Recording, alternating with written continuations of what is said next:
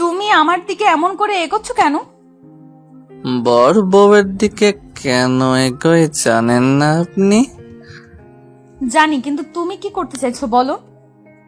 কারণ আমি আপনাকে আদর করতে চাই। আমার আদর চাই এখন। আমি তোমাকে বর হিসেবে মানি না, প্লিজ আমার কাছে এসো না। তোমাকে দেখে আমার ভয় লাগছে। আদর করলে তো ভয় একটু লাগবেই। আজকে যদি আদর করি, পরে আর ভয় লাগবে না। কাছে আসেন না ভাবি। ঈশান, আমি তোমার ভাবি হই, প্লিজ এরকম কিছু করো না, তাহলে আমার অনেক ভয় লাগবে। আমি তোমাকে অনেক বিশ্বাস করি, প্লিজ আমার সাথে এমন কিছু করো না। ভাবি হতেন, কিন্তু এখন আপনি আমার বউ। তাছাড়া আমি আপনাকে বউ হিসেবে মানি, তাহলে ভাবি হিসেবে মানব কেন? আর আপনি কি আমাকে বিয়ে করেছেন দেবর বলার জন্য? হ্যাঁ, আমি তোমাকে বর হিসেবে মানি না। তুমি একদম আমার সাথে উল্টাপাল্টা কিছু করবে না, তাহলে আমি সত্যি এখন চিৎকার করব আর কান্না করে দিব। বলবো তুমি আমার সাথে উল্টাপাল্টা কিছু করেছো। আপনার যা বলার আপনি বলতে পারেন, তাতে আমার কিচ্ছু যায় আসে না। এখন আপনি আমার বউ, আপনাকে আমি আদর করতে পারি। আর আপনি চিৎকার করলে তাতে খেয়েও আসবে না। সবাই ভাববে আপনি ব্যথা পাচ্ছেন, ওই জন্য চিৎকার করছেন। আচ্ছা, ভাইয়া কি আপনাকে আদর করেনি? নাকি যে আপনি ব্যথা পাবেন? নাকি আপনি এখনো ভার্জিন আছেন? আমার তো মনে হয় না। তার উপর আপনার যে সুন্দর ফিগার, আর যে হট দেখতে, আপনি বিয়ের আগে তো আপনার বয়ফ্রেন্ডের সাথেই সব হয়ে যাওয়ার কথা। ছি ঈশান, তুমি এসব কি বলছো? তুমি এগুলো বলতে পারলে আমাকে? আমি না তোমার ভাবি হই? তুমি এগুলো আমাকে নিয়ে কি করে চিন্তা করতে পারো? পারো না, প্লিজ। আপনি আমাকে যা ভাবার ভাবতে পারেন। তাছাড়া আপনি তো দেখতে সত্যি অনেক হট এন্ড সেক্সি। তাছাড়া ভাইয়ার সাথে আপনার কিছু না হলেও আপনার তো বয়ফ্রেন্ড ছিল, তাই না? তাহলে তার সাথে কিছু হয়নি? ঈশান, আমি কিন্তু তোমার ভাবি হই। তুমি আর একটা বার এসব উল্টাপাল্টা কথা বললে আমি তোমার গায়ে হাত তুলতে বাধ্য হব। সেটা কি খুব ভালো হবে?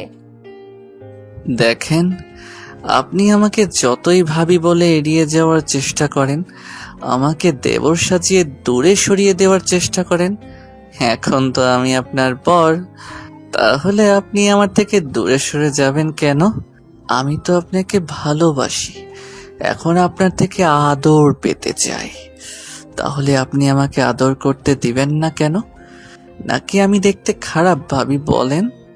আপনি তো বলতেন যে বিয়েটা করে নেবেন, তাহলে এখন আপনি আমাকে মানতে চাইছেন না কেন? নাকি আমি কোনো বাজে কাজ করেছি যার জন্য আপনি আমাকে এমন করে দূরে সরিয়ে দিতে চাইছেন? ঈশান, আমি তোমার চিন্তা ভাবনা দেখে অবাক হয়ে যাচ্ছি। একে তো তুমি আমাকে নিয়ে এরকম বাজে চিন্তা ভাবনা পোষণ করো, তারপর এমন করে তুমি মাতলামি করতেছো। তুমি কি খেয়েছো আমাকে একটু বলবে? তোমার হাব ভাব দেখে আমার ভালো লাগছে না, তাই প্লিজ তুমি এমন কথা না বলে আমাকে বলো কি হয়েছে। আর তুমি তো বলেছিলে বিয়েটা করবে না, তাহলে হুটহাট বাসর ঘরে এসে এরকম করতে শুরু করেছো কেন? কি হয়েছে তোমার? নিজের বউয়ের থেকে কেউ দূরে সরে থাকতে পারে, আমিও পারবো না। তাছাড়া আপনাকে আমার প্রচন্ড পরিমাণে ভালো লাগে, আর আজকে আপনাকে পুরো আমার বউয়ের মতো লাগতেছে। বউয়ের মতো কি, আপনি তো আমারই বউ। তাছাড়া চিন্তা ভাবনা পোষণ করার কি আছে, এখনকার মেয়েরা তো এরকমই। আর ভাইয়ার সাথে তো আপনার সবই হওয়ার কথা, কারণ 3টা মাস আপনার সাথে ভাইয়ার বিয়ে হয়েছিল। হাহ, তাহলে আপনি কিভাবে ভার্জিন সেটা বলতে চাইছেন? তুমি আমাকে যেমনটা ভাবছো আমি অতটা বাজে মেয়ে নই। দেখো, তোমার ভাইয়া আমাকে বিয়ে করেছিল ঠিকই, কিন্তু সে অন্য কাউকে ভালোবাসতো। তোমার আব্বু তাকে ত্যায্যপুত্র করে দিয়েছিল দেখেই আমাদের বিয়ে দিয়েছিল। আমি বিয়ের 1 মাস পর জানতে পেরেছি তোমার ভাইয়া কারোর সাথে রিলেশনে আছে, কিন্তু তখনও আমাকে ইগনোর করে যেত। আমি তাকে বারবার মায়ে ফেলার চেষ্টা করেছি, কিন্তু সে আমাকে ভালোবাসেনি। আমি যখন বুঝতে পারলাম তখন বাসায় বলে দিই, আর তখন আব্বু আম্মু আমাকে বারণ করেছিল। তোমার বাসায় বলতেই আম্মু বলেছিল মেয়েদেরকে তার স্বামীকে আঁচলে বেঁধে রাখতে হয়। আমিও সেটাই চেষ্টা করেছিলাম, কিন্তু তার বিপরীত হবে তোমার ভাইয়া যে বাসা থেকে চলে যাবে, সেটা আমি ভাবতেই পারিনি। ও, তার মানে আপনি বলতে চাইছেন যে বিয়ের আগে আপনি যাই করেছেন না কেন, না করেছেন, কিন্তু ভাইয়ার সাথে আপনার কিছুই হয়নি, তাই তো? তাতে কি, বিয়ের আগে তো আপনার বয়ফ্রেন্ড ছিল, তাহলে আপনার বয়ফ্রেন্ড আপনাকে আদর করেনি, ভালোবাসেনি? ঈশান, তুমি কিন্তু বাড়াবাড়ি করে ফেলছো। আমি তোমার থেকে সিনিয়র আর তোমার ভাবি, আর ভাবিকে তুমি এসব বাজে বাজে প্রশ্ন করতে পারো না। দেখেন, আপনি এসব উল্টাপাল্টা কাজ করতে পারবেন, আর আমি আপনাকে একটা প্রশ্ন করলেই দোষ। একদম আমার উপর রাগারাগি করবেন না। এখন কিন্তু আমি আপনার বর, আর আপনি কাকে ভাবি বলে দাবি করতে বলছেন? একটা সময় আপনি আমার ভাবি ছিলেন, কিন্তু আমি আপনার দেবর থাকলেও এখন আপনাকে বউ হিসেবে মানি আর আদর করতে চাই। ওই জন্যই বাসর ঘরে এসেছি, আপনি কিন্তু আমাকে আজকে আদর করতে দিবেন। অনেক ভালোবাসবো আপনাকে আজকে। আচ্ছা ঠিক আছে, তুমি যখন বিশ্বাস করতে চাইছো না, তাহলে তোমাকে আমি আমার এক্স বয়ফ্রেন্ডের সাথে কথা বলিয়ে দিব, আর তুমি আমার ফ্রেন্ডগুলোর কাছে শুনবে। আমি ওদের কাছে সবই শেয়ার করতাম, আর যদি তোমার সন্দেহ হয় তাহলে তুমি সেটা চেক করে দেখতে পারো। আর তাছাড়া আমার কোনো ইন্টেনশন ছিল না বিয়ের আগে কারোর সাথে এরকম কিছু করার। আমার বয়ফ্রেন্ড আমাকে অনেকবার বলেছিল, তাই আমি ওর সাথে ব্রেকআপ করে দিয়েছি। আর এখন তুমি যে আমাকে এমন করে সন্দেহ করবে, আমি সেটা ভাবতেই পারিনি। তুমি আজকে যাকে বিয়ে করেছো না, সে এখনো পিওর ভার্জিন আছে। তুমি সেটা বিশ্বাস করো বা নাই করো। তাহলে তো হয়েই গেল। আমি যেমন বউটা চাইছিলাম তেমনটাই পেয়েছি। তারপরও ভয় পেয়ে গেছিলাম যে ভাইয়া তো আপনার সাথে সব করে নিয়েছে, কিন্তু আমার বিশ্বাস হচ্ছিল না যে ভাইয়া আপনার সাথে কিছু করতে পারে।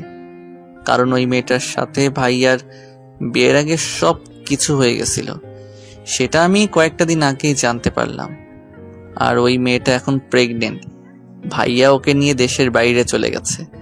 যাওয়ার আগে আমার সাথে কথা হয়েছিল, ভাইয়া বলেছিল আব্বু আম্মুকে বোঝাতে, আর না হলে আপনাকে বিয়ে করে নিতে। আমি মানতে পারছিলাম না, ভাইয়ার উপর অনেকটা রাগ করেছিলাম। ভাইয়া আমাকে অনেক রিকোয়েস্ট করেছিল, কারণ ওই মেয়েটা নাকি সুইসাইড করার চেষ্টা করেছিল, বলেই ভাইয়া এটা করতে বাধ্য হয়েছে। এখন আপনি যদি আমাকে মেনে না নেন, তাহলে আমি আর কি করব বলেন?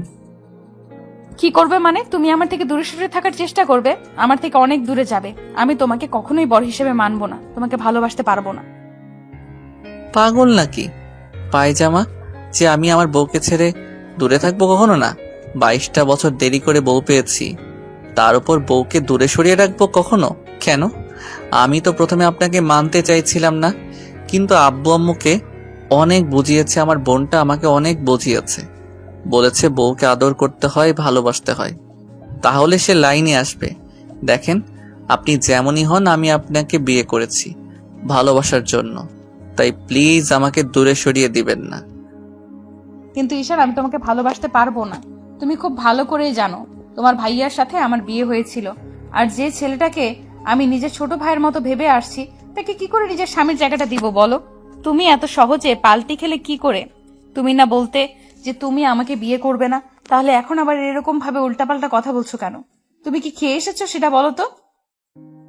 আপনার যা ভাবার আপনি ভাবতে পারেন। আমি আজকে আপনার প্রেমে পাগল হয়ে গেছি, প্রেমে মাতাল হয়ে গেছি। আপনার আদর আমার চাই, আপনাকে আমি কাছে পেতে চাই, অনেক বেশি ভালোবাসতে চাই। প্লিজ আমাকে আটকাবেন না, না হলে আমাকে জোর করে সবটা করতে হবে। আর আটকাবেন কি, আজকে আপনি চাইলেও আমাকে আটকাতে পারবেন না, তাহলে সেটা আপনার জন্য খুব খারাপ হবে। আমি জোর করে আপনাকে আদর করব, ভালোবাসবো। তুমি আমার সাথে এমনটা করতে পারো না, আমি তোমাকে খুব ভালো ছেলে বলেই জানি। আর তুমি যদি এরকমটা করো, তোমার উপর যতটুকু বিশ্বাস আমার আছে, তাহলে সেইটুকু বিশ্বাস হারিয়ে যাবে। আমি তো এটাই বুঝতে পারছি না যে আপনার আমার উপর থেকে বিশ্বাসটা হারিয়ে যাবে কেন। আমি না এখন আপনার স্বামী, আমি আপনাকে আদর করতেই পারি। তাছাড়া আমি তো আপনাকে ভালোবেসে ফেলছি। আপনি জানেন না, আপনাকে প্রচন্ড পরিমাণে আমার কাছে পেতে ইচ্ছা করছে। প্লিজ একটু কাছে আসেন না, এভাবে আটকে দিয়েন না আমাকে। তোমাকে আর কত বোঝাতে হবে যে আমি এটা করতে পারবো না? তুমি খুব ভালো করে জানো যে আমি তোমাকে ছোট ভাইয়ের মতো দেখি। আমাদের মাঝে দেবর আর ভাবির সম্পর্ক, তোমার আর আমার মাঝে।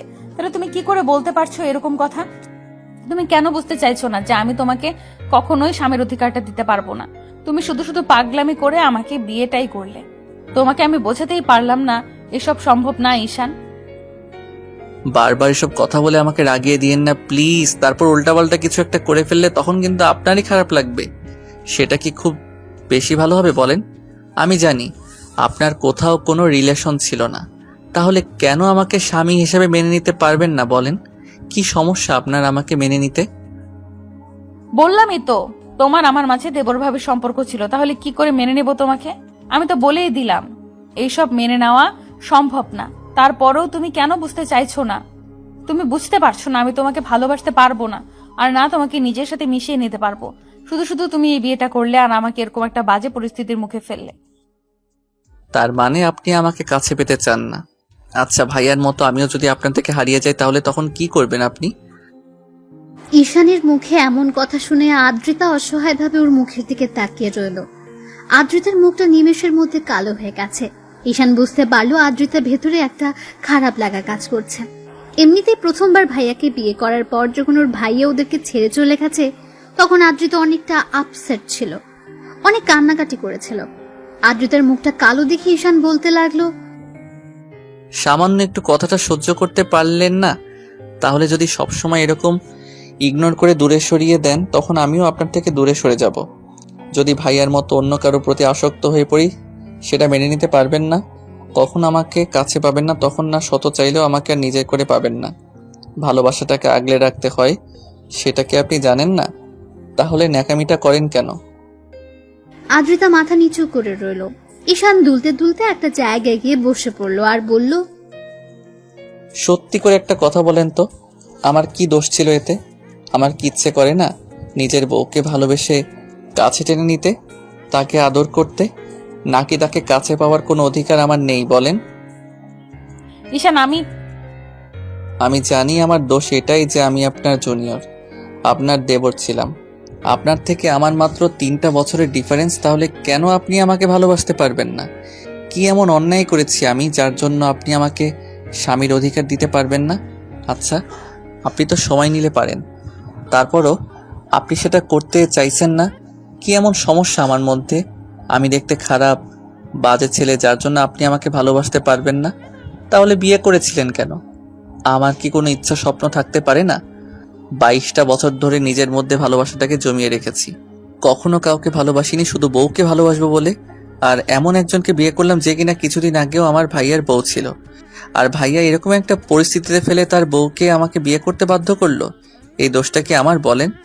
আমি তো পরিস্থিতিটাকে মেনে নিয়েছিলাম, ভাগ্যটাকে মেনে নিয়ে আপনার সাথে সবটা নতুন করে সাজানোর চেষ্টা করেছিলাম। আপনি কি করলেন? আমার সবটা ভেঙে দিলেন। আমি বাসর ঘরে আসতেই আপনি আমাকে এমন রিজেক্ট করলেন। আসলে ভালোবাসাটা আমার জন্য না। আমি যদি আর 10টা ছেলের মতো বকাটে হতাম তাহলে আপনি ঠিকই আমাকে ভালোবাসতেন। আমার মধ্যে না কোনো বাজে নেশা আছে, না কোনো মেয়ের সাথে আমি রিলেশনে আছি। আসলে কি বলেন তো, আমি না এখন আপনার থেকে কোনো কেন জানি দূরেই থাকতে পারছি না, আর আপনি আমাকে এমন করে দূরে সরিয়ে দিচ্ছেন। প্লিজ ঈশান, এগুলো বলো না, আমি এগুলো শুনতে পারছি না। প্লিজ এসব বলো না। আজকে এগুলো আপনাকে শুনতেই হবে। আপনি যদি আমাকে বিয়েটা নাই করবেন তাহলে কালকে রাতেও আমাকে বলতে পারতেন আমি বিয়েটা করতাম না। সেটা না করে ঢং দেখিয়ে বিয়েটা করলেন, কিন্তু এখন আমাকে মানতে পারবেন না বলছেন। আমার কি কোনো ইচ্ছা স্বপ্ন নেই, নাকি আমার স্ত্রীর কাছ থেকে আমার কোনো চাহিদা থাকতে পারে না বলেন? ছি, তোমার চিন্তা ভাবনা এতটা বাজে। তুমি এসব চিন্তা আমাকে নিয়ে করতে পারো কি করে ঈশান? হ্যাঁ জানি আমি বাজে, আমি ফাজিল একটা ছেলে, ওই জন্য কেউ আমাকে কখনো ভালোবাসেনি। আমার চেহারাটা বাজে, ওই জন্য আপনি আমাকে ভালোবাসতে চাইছেন না তো। কিন্তু দেখবেন একটা সময় আপনি নিজে থেকে আমাকে ভালোবাসতে চাইবেন, তখন না অনেক বেশি দেরি হয়ে যাবে। হয়তো দূরে কোথাও হারিয়ে যাব, না হলে অন্য কারো মায়ায় পড়ে যাব। আমি আর এইভাবে নিজেকে কষ্ট দিব না। অনেক নিজের ভালোবাসাটাকে নিজের মধ্যে জমিয়ে রেখেছি, তারপরও কারো মাঝে সেটা বিলিয়ে দেইনি, শুধু বউকে ভালোবাসবো বলে। আর আজকে বাসর ঘরে আসার পর আপনি এমন কিছু বললেন, এসব কথা শোনার পর মনে হচ্ছে এই বিয়েটা না করাটাই আমার জন্য শ্রেয় ছিল। ঈশানের এরকম কথা শুনে আদ্রিতা ফ্যাল ফ্যাল করে ওর মুখের দিকে তাকিয়ে রইল। আদ্রিতা বুঝতে পারছে ঈশান ওর কথাগুলো শোনার পর কতটা কষ্ট পেয়েছে, যার জন্য সব কথা বারবার বলেই যাচ্ছে। ঈশান জানে আদ্রিতা এত সহযোগে কাছে আসতে দেবে না, না ওকে আদর করতে দেবে, যার জন্য ঈশানের প্রচন্ড পরিমাণে রাগও হচ্ছিল।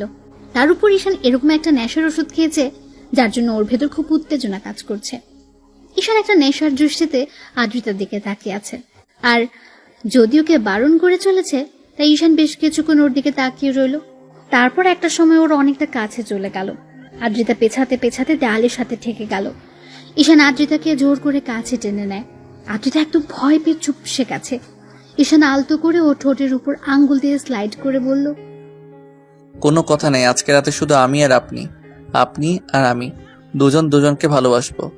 আপনি তো ভাইয়ার আদর পাননি, আজকে দেখবেন আমি আপনাকে কত ভালোভাবে আদর করে দেই।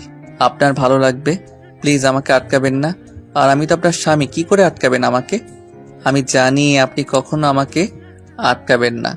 হ্যাঁ, এটা ঠিক যে মেনে নিতে সমস্যা হবে, তারপরও আজকে আদর করে দেখেন, আপনি আমাকে ভালোবাসতে শুরু করবেন। ঈশান প্লিজ আমার সাথে এমন করো না। তুমি জানো আমি তোমার ভাইয়ার বউ ছিলাম, তাহলে তুমি কেন আমার সাথে এমন মিসবিহেভ করছো? তুমি আমাকে একটু সময় দিবে না প্লিজ? এরকমটা করো না, আমি জানি তুমি এমনটা কখনো করবে না। কেন করব না?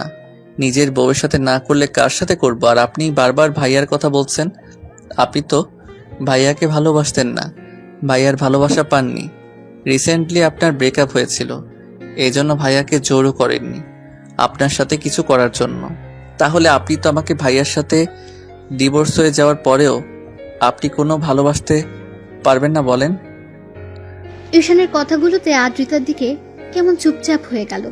ওর বলার মতো আর কিছুই নেই। এবার ঈশান ওর ঠোঁট জোড়া আলতো করে আদ্রিতার কপালে ছোঁয়ালো। আদ্রিতা চোখ জোড়া বন্ধ করে নিল। ঈশান ওর সারা মুখে কিস করতে লাগলো, যার জন্য আদ্রিতা ওকে আটকানোর চেষ্টা করলো। ঈশান ওর হাতগুলো পেছনের দিকে নিয়ে আটকে দিয়ে তারপর এক হাতে ওর মুখের পাশে রেখে তারপর ওর ঠোঁট জোড়া দখল করে নিল। আদ্রিতা কোনো উপায় না পেয়ে একদম জড়সড় হয়ে গেল। আজকে প্রথম কোনো পুরুষের স্পর্শ আদ্রিতার ঠোঁটে পড়ল। ওর শরীরের মধ্যে যেন এক প্রকার কারেন্ট বয়ে গেল। ও একদম পাথরের মতো দাঁড়িয়ে আছে। ঈশান ওর ঠোঁটে পাগলের মতো কিস করতে শুরু করলো। আদ্রিতার নিঃশ্বাস ভারী হয়ে আসছে। ও জানতো না এমন করে ঈশান ওকে স্পর্শ করতে শুরু করবে। ঈশানের আব্বু আম্মু আদ্রিতাকে অনেক বুঝিয়েছে আর আদ্রিতাকে বিয়ে করে নিতে বলেছে। আর আদ্রিতা ওর ভাবি হলেও দেখতে অসম্ভব সুন্দরী। তার উপর রিসেন্টলি কয়েকদিন আগে ঈশানের ভাইয়া অন্য একটা মেয়ের সাথে পালিয়ে গেছে, কারণ ঈশানের আব্বু যখন ভাইয়ার সম্পর্কে জানতে পারে ও অন্য কোথাও বিয়ে করেছে আর সেই মেয়েটা এখন প্রেগনেন্ট, মেয়েটা সুইসাইড করার চেষ্টা করেছে, তখন আব্বু ভাইয়াকে তেজ্যপুত্র করে দিতে চাইলে ভাইয়া ওই মেয়েটাকে নিয়ে দেশের বাইরে চলে যায়, যার জন্য ঈশান প্রচন্ড পরিমাণে রেগে যায়। ওই রকম একটা কার্যকাণ্ডে আর শেষ পর্যন্ত সম্মান বাঁচানোর জন্য দায়িত্ব পড়ে ঈশানের ঘাড়ে। আর আদ্রিতাকে ঈশানের বিয়ে করতে হয়। ঈশানের আদ্রিতা দুজনেই বারণ করছিল। তারপর একটা সময় আব্বু অনেক রিকোয়েস্ট করতে আর ঈশানের বোন ওকে বোঝাতেই ঈশান ভাবে বিয়েটা করেই নেবে। আব্বুর সম্মান বাঁচাতে আর রাতে যেন ওদের মাঝে কিছু একটা হয় তার জন্য ঈশানের ছোট বোন প্ল্যান করে ওকে একটা নেশার ওষুধ খাইয়ে দিয়েছিল, যেন আদ্রিতা ওকে ছেড়ে যেতে না পারে। কারণ আদ্রিতা বিয়েতে রাজি ছিল না, শুধু আব্বুর রিকোয়েস্টে রাজি হয়েছিল। ওরা চেয়েছিল ওদের জন্য একটা বেবি চলে আসে, সেটা খুব শীঘ্রই, আদ্রিতা যেন ওদের ছেড়ে যেতে না পারে। এজন্য আম্মু আর ঈশানের বোন ওকে দুধ খাওয়ানোর নামে দুধের সাথে মিশে একটা নেশার ওষুধ খাইয়ে দেয়। ওষুধটার কাজ শুরু করতে আরম্ভ করলে ঈশানের বোন ওকে বাসর ঘরে পাঠিয়ে দেয়। ঈশান বাসর ঘরে এসে দেখে আদ্রিতা বিছানার উপর গোমটা দিয়ে বসে আছে। তারপর যখন উঠে এসে ওকে সালাম করতে যায় তখন ঈশান ওকে উঠিয়ে নেয়। তারপর বুকের সাথে জড়িয়ে ধরতে আদ্রিতা ওকে ছেড়ে দিয়ে কিছুটা দূরে সরে গেল। তখন ঈশান আর আদ্রিতার মাঝে কি কথা হলো সেটা তো আপনারা জানতেই পারলেন। তো ঈশান আদ্রিতার ঠোঁট জোড়া ছেড়ে দিয়ে ও সারা মুখে কিস করতে শুরু করে।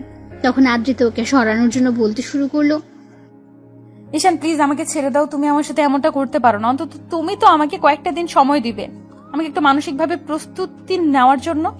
তুমি সেটা না করে এরকম করতেছো, প্লিজ আমাকে ছেড়ে দাও। মানসিকভাবে তৈরি হওয়ার জন্য অনেক সময় পাবেন। আজকে আমার আদর করতে ইচ্ছা করছে আপনাকে। আপনাকে কেউ আদর করেনি। আমি আমার ভার্জিন বউটাকে আজকে অনেক আদর করব, পরিপূর্ণতায় ভরিয়ে দেব। প্লিজ আমাকে বাধা দিয়েন না, তাহলে কিন্তু আপনারই কষ্ট হবে। আপনি আমার বুকের সাথে জড়িয়ে ধরে রাখেন, আমার সাথে রেসপন্স করেন, দেখেন আপনার ভালো লাগবে। আদ্রিতা কিছু বলে ওঠার আগে ঈশান ওকে কোলে তুলে নিল, তারপর ব্যাডে শুইয়ে দিল। আদ্রিতা কিছু বলার আগে ঈশান ওর সারা মুখে, নাকে, কানে, গলায় আর ঘাড়ে কিস করতে লাগলো। আর আদ্রিতা ভাবছে এই পাগলটাকে এখন কি করে শান্ত করবে, হয়তো পারবে না। আর এখন ঈশান ওর স্বামী, তাই চাইলে ওকে আটকানো সম্ভব না। আর আদ্রিতা ঈশানের শরীরের উত্তাপে বুঝতে পারছিল ও হয়তো নেশা করে এসেছে, না হলে যে ছেলেটা ওর সাথে ভালোভাবে কথাই বলতে পারতো না সে ছেলেটাই আজকে ওকে এমন করে স্পর্শ করছে। ঈশান পুরো মাতাল মাতাল হয়ে আছে। আর আদ্রিতা যদি এখন ওকে আটকানোর চেষ্টা করে তাহলে হয়তো প্রচন্ড পরিমাণে রেগে যাবে, তাহলে ঈশান ওর সাথে সবটাই করতে পারে। তাই আদ্রিতা চুপ করে রইল। ঈশানও সুযোগ পেয়ে আদ্রিতাকে আদরের মাত্রা বাড়িয়ে দিল। আদ্রিতার নিঃশ্বাসটা ভারী হয়ে আসছে, ওর বুকটা ক্রমশ ওঠানামা করছিল। আদ্রিতার গরম নিঃশ্বাসের শব্দে ঈশান বুঝতে পারছিল ও প্রচন্ড পরিমাণে উত্তেজিত হয়ে গেছে। তার উপর প্রথম কোনো পুরুষ ওকে স্পর্শ করেছে। ঈশান আদর করতে করতে নিচের দিকে নামলো। তারপর হুটহাট করে আদ্রিতার বুকের উপর থেকে শাড়ির আঁচলটা সরিয়ে দিতে ও চোখ জোড়া বন্ধ করে নিল। ঈশানও সাথে সাথে আদ্রিতার বুকের উপর ডিপলি কয়েকটা কিস করে দিল। ঈশানার স্পর্শে আদ্রিতার মধ্যে অজানা এক শিহরণ বয়ে গেল। ও প্রচন্ড পরিমাণে কেঁপে উঠল। আদ্রিতা আর থাকতে না পেরে ঈশানকে বুকের সাথে খুব শক্ত করে চেপে ধরল। আদ্রিতা থেকে প্রথম কোনো রেসপন্স পেয়ে ঈশানও বুঝে গেল এখন আর আদ্রিতা চাইলে ওকে বাধা দিতে পারবে না। তাই ঈশান আদ্রিতার শরীর থেকে সব কাপড়গুলো সরিয়ে নিয়ে কিস করতে লাগলো। ঈশানের প্রতিটা স্পর্শে আদ্রিতা কেঁপে কেঁপে উঠছিল আর দুই হাত দিয়ে ঈশানের চুলগুলো আঁকড়ে ধরেছিল। ও অনেকটা উত্তেজিত হয়ে গেছে। এমন পাগল করা স্পর্শগুলো আদ্রিতা সহ্য করতে না পেরে দাঁত দিয়েও ঠোঁটজোড়া কামড়ে ধরল। আদ্রিতা রেসপন্স না করলেও ঈশানকে আর আটকানোর চেষ্টা করছে না। ঈশান পুরো উত্তেজিত হয়ে গেছে। তারপর একটা সময় নিজেও শরীর থেকে সবটা খুলে ফেললো। তারপর আদ্রিতাকে আবার আদর করতে শুরু করলো। ঈশানের আদরের মাত্রাটা আস্তে আস্তে দ্বিগুণ হয়ে যাচ্ছে। আদ্রিতার থাকতে না পেরে রেসপন্স দিতে আরম্ভ করলো। তো একটা সময় ঈশান কিস করতে করতে আদ্রিতার নাভি অব্দি চলে গেল। তারপর নাভি থেকে বেশ কিছুক্ষণ করে তাকিয়ে রইল। আদ্রিতার কিউট আর হট নাভিটা ঈশানকে আরো উত্তেজিত করে দিচ্ছিল। ঈশানের স্পর্শ না পেয়ে আদ্রিতার চোখ খুলল। ঈশান ড্যাপ ড্যাপ করে ওর নাভিটার দিকে তাকিয়ে আছে। এবার ঈশান আদ্রিতার মুখের দিকে তাকালো। তখন ও বলল, কি দেখো এমন করে? আপনার নাভিটা না অনেক কিউট আর হট, আর নাভির পাশের তিলটা না এত বেশি হট লাগছে যার জন্য আদর করে ভরিয়ে দিতে ইচ্ছা করছে। আদ্রিতা উত্তেজনার ঘোরেও ঈশানের কথাতে লজ্জা পেয়ে পুরো লাল হয়ে গেল। ও কিছু বুঝে ওঠার আগে ঈশান নাভিতে নাক ডুবিয়ে দিল। আদ্রিতা এবার ঘন ঘন নিঃশ্বাস ফেলতে লাগলো। ও বারবার ঈশানের চুলগুলো শক্ত করে দু হাত দিয়ে খামচে ধরেছে। পুরো রুমটা জুড়ে শুধু দুজনের নিঃশ্বাসের শব্দটাই ভেসে বেড়াচ্ছে। ঈশান আদ্রিতার নাভিতে কয়েকটা ডিপলি কিস করলো আর সাথে অসংখ্য লাভ বাইট দিল। তাতে আদ্রিতা ঈশানকে আরো শক্ত করে ওর নাভির সাথে চেপে ধরলো। তারপর ঈশানও আর দেরি না করে আদ্রিতাকে ভালোবাসার গভীর স্পর্শ দিতে লাগলো। ওর প্রথম স্পর্শটা পেতে আদ্রিতা একদম শিউরে উঠলো আর ওকে শক্ত করে আঁকড়ে ধরল। আদ্রিতার নখগুলো ঈশানের পিঠে বসে যাচ্ছে, সেদিকে ওর কোনো খেয়াল নেই। ঈশান শুধু ওকে স্পর্শের উপর স্পর্শ দিয়ে যাচ্ছে আর পুরো রুমটা জুড়ে শুধু দুষ্টু মিষ্টি কিছু শব্দ ভেসে বেড়াতে লাগলো। আর আদ্রিতা না চাইতে ওর দেবর জুনিয়র মাতাল বরটাকে নিজের বুকের সাথে জড়িয়ে নিচ্ছে। তারপর একটা সময় ঈশান ক্লান্ত হয়ে আদ্রিতার বুকে মাথা দিয়ে ওকে জড়িয়ে ধরে ঘুমিয়ে পড়লো। আদ্রিতা কেমন যেন ওর মুখের দিকে তাকিয়ে রইল। তারপর দুজনের উন্মুক্ত শরীর দিকে তাকিয়ে তারপর কোনো রকম একটা চাদর টেনে দিয়ে ঈশানকে ওভাবেই জড়িয়ে ধরে রেখে ওর চুলের মধ্যে এক হাত নিয়ে খেলা করতে লাগলো আর চোখের জল ফেলতে লাগলো। আদ্রিতা ভাবতেও পারেনি আজকে ওর লাইফে এমন কিছু ঘটে যাবে। ভেবেছিল ঈশান হয়তো ওর কথাটা মানবে, কিন্তু ঈশান নেশা করে আসছে সেটাও জানতো না। আর তারপর ওর সাথে এমন কিছু করবে সেটা ধারণারও বাইরে ছিল। আদ্রিতা সারাটা রাত আর ঈশানকে সরানোর চেষ্টা করছিল না। ওর মনে শুধু একটু আগে ঈশানের বলা কথাগুলো মনে পড়তে ভাবছিল, ঈশান তো ঠিকই বলেছে, ও তো এখন আমার স্বামী। আমি চাই বা না চাই ওকে আমার মেনে নিতেই হবে। আজকে হোক বা কালকে হোক, ও তো আমাকে ভালোবাসবেই। তাছাড়া ও আমার থেকে ওর এইটুকু ডিজার্ভ করতেই পারে, এটা সাধারণ বিষয়। তাহলে আমি কেন ওকে এরকম রিয়্যাক্ট করছি? এই জন্যই কি ওকে মেনে নিতে পারছি না? কারণ ও আমার দেবর ছিল, আমার বরের ছোট ভাই ছিল। কিন্তু এখন তো ওই মানুষটার সাথে আমার কোনো সম্পর্ক নেই। যে আমাকে ঠকিয়েছে তার জন্য আমি অন্যের ভালোবাসাটা কেন নষ্ট করব? যে আমাকে কষ্ট দিয়েছে তার দেওয়া কষ্টটা আমি আরেকজনকে কেন দেব? হ্যাঁ, ওকে হয়তো মেনে নিতে কষ্ট হবে, কিন্তু আজকে ও যেটা জোরপূর্বক করেছে, এটা না করলে বুঝতেই পারতাম না। স্বামী স্ত্রীর মাঝে এত ভালো মুহূর্ত থাকতেই পারে। তাছাড়া একটা স্বামী তার বউকে এরকম করে ভালোবাসতে পারে। আর যখন আমার কাছে আসলো তখন এত বেশি অস্বস্তি লাগছিল, তাহলে এখন এরকমটা হচ্ছে কেন? ও আমার বুকে শুয়ে আছে, তারপরও তো আমি ওকে সরিয়ে দিচ্ছি না। তাহলে কি আমি ওকে ভালোবাসতে পারবো? আচ্ছা, যখন আমাকে আদর করছিল তখন তো আমি ওকে সরিয়ে দিতে পারলাম না। কি করব, আমি তো কিছুই বুঝতে পারছি না। ওকে ভালোবাসতে পারবো নাকি দূরে সরিয়ে দিব? তাছাড়া ও এখন আমার স্বামী, আমি কি করে ওকে দূরে সরিয়ে দিব? তার উপর আব্বু আম্মু আমাকে এত বেশি ভালোবাসে, নিজের মেয়ে ভাবে। আমি কি ওকে কষ্ট দিব? যার জন্য এরকম একটা পরিস্থিতিতেও এই বাড়িতে আবারও দ্বিতীয়বার বউ করে এনেছে। তাহলে কেন আমি ওকে মেনে নিতে পারবো না? এত ভালোবাসা যারা আমাকে দিয়েছে তাদের ছেলেকে আমি কি করে কষ্ট দিব? আদ্রিতা এরকম করে ভাবছিল, ওর চোখ দিয়ে পানি পড়ছে। ভাবতে ভাবতে অনেকটা রাত গভীর হয়ে যায়, আর আদ্রিতাও ঈশানকে বুকে নিয়ে ঘুমিয়ে পড়ে। পরদিন জানালার গ্লাস ভেদ করে ভোরের মিষ্টি রোদের আলো এসে আদ্রিতার মুখে পড়ল। আদ্রিতার ঘুমটা ভেঙে গেল।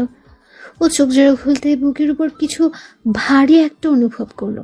দেখলো ওকে খুব শক্ত করে জড়িয়ে ধরেছে, আর বাচ্চাদের মতো ওর বুকে মুখ গুজে আছে।